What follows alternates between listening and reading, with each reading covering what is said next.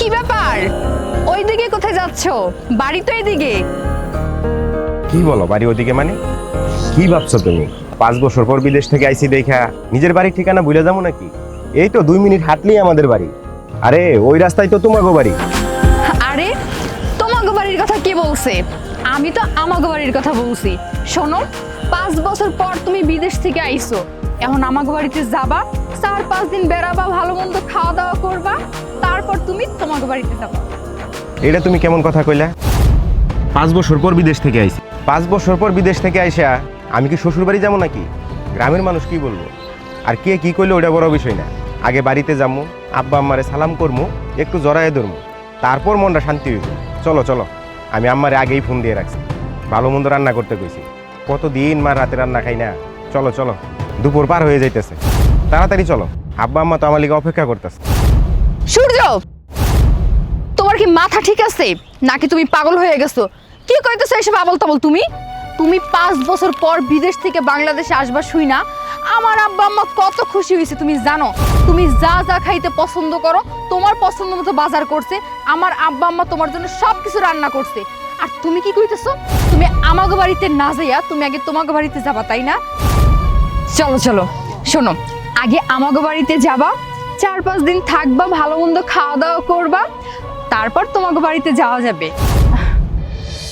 আর শোনো, হ্যালো, এত যে আব্বা আম্মা করতেছো, কই বিদেশ যাওয়ার সময় তো কারো পকেট থেকে 2 টাকা পর্যন্ত বের হইলো না। আমার বাপ মা তোমার 13 লাখ টাকা খরচ করে বিদেশ পাঠাইছে। শোনো, আমি তোমার ভালো ভালোই কইতেছি, তুমি এখন আমার লাগে এই মুহূর্তে আমাকে বাড়িতে যাবা, আর যদি না যাও এর পরিণতি কিন্তু খুব খারাপ হইব। কি করবা তুমি? মামলা মোকদ্দমা করবা? ডিভোর্স দিবে আমারে? যাও, যা ইচ্ছা করো, তাও আমি আগে আমার বাপের বাড়ি যাবো, আমার মার আরে 2 চোখ বইরে দেখবো। আমি বিদেশ যাওয়ার আগে তোমার বাপে আমার 13 লাখ টাকা খরচ করে বিদেশ পাঠাইছে, তাই বলে কি আমার কিনে নিছো নাকি? যাও তোমাকে বাড়িতে হিসাব নিকাশ করে আইসো, সব টাকা পরিশোধ করে দিব। তাও আমি আমার বাপ মারে ছাড়তে পারবো না, দরকার হইলে বাড়ি ঘর সব বেচে তোমাকে টাকা পরিশোধ করবো, বাবা মারে নিয়ে রাস্তায় থাকবো, তাও আমি তোমাকে কিনা গোলাম হয়ে থাকতে পারবো না। আরে বোবার মুখে কথা ফুটছে। কই কই ছিল এতদিন তোমার বাহাদুরি? যেই তুমি বিদেশ থেকে বাংলাদেশে আইছো আর নিজের রূপটারই বদলাই ফেলাইছো, তাই না? ঠিক আছে ঠিক আছে, আমিও দেখমু কতদিন তুমি তোমার বাবা মার সাথে থাকতে পারো।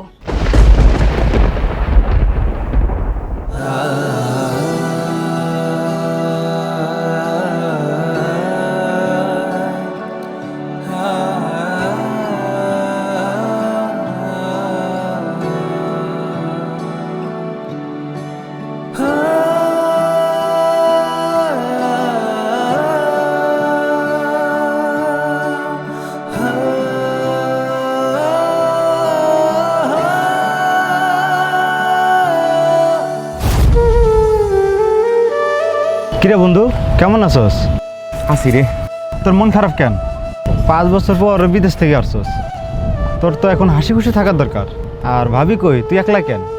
সমস্যা তো তোর ভাবি, জানোস না 5 বছর পর বিদেশ থেকে বাড়িতে আইছি, আমি আগে বাপমার লোকে দেখা করো, তাগর লোকে 2 মিনিট খামো, তা না ও কইতাছে ওগর বাড়ি যাওয়ার লাগবো। এটা কোনো কথা দোস্ত?